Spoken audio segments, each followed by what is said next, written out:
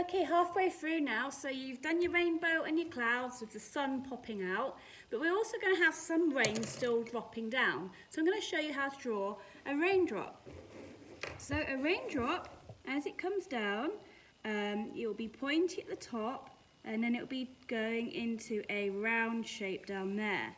So you can draw a few raindrops like that.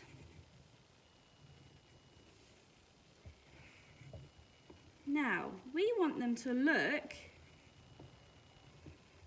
like the light is hitting them a little bit. So I want to show you how you shade them in.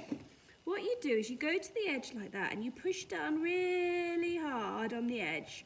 And then as you come towards you take it off the paper a bit more.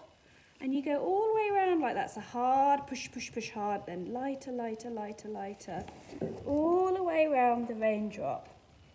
And that makes it look shiny and round.